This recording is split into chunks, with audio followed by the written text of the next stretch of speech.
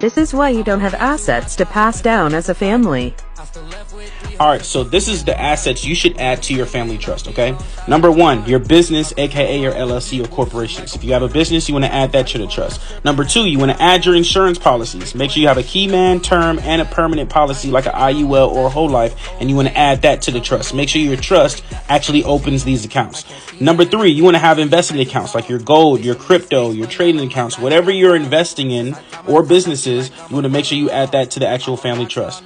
The fourth thing is property, investment property, personal property. You can define them as you get in, but you want to make sure that you're having like your house and actual investments added in here.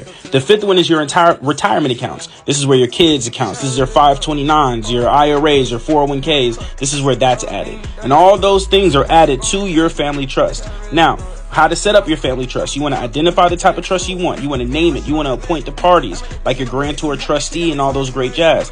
Draft the trust, notarize the trust, fund the trust, and lastly, you want to operate under it. Okay, these are key important assets because most of y'all actually start working backwards.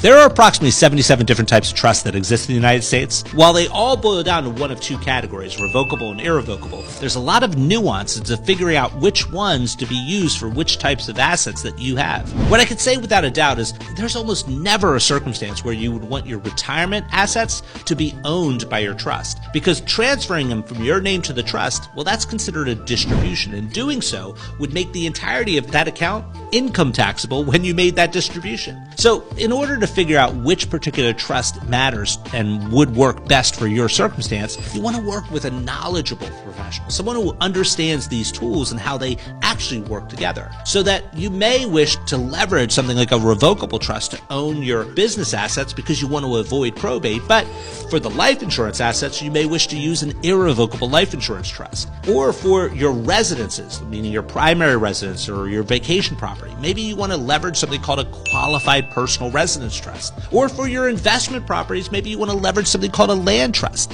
Again, talking with the right knowledgeable professional gives you a shortcut to figuring out which strategies make sense. I'm a lawyer. I specialize in tax, estate, and business law. And I've been helping business owners just like you figure out the rules when it comes to the winning at the game of business. You see, if you're not playing by the right set of rules, you can't hope to win.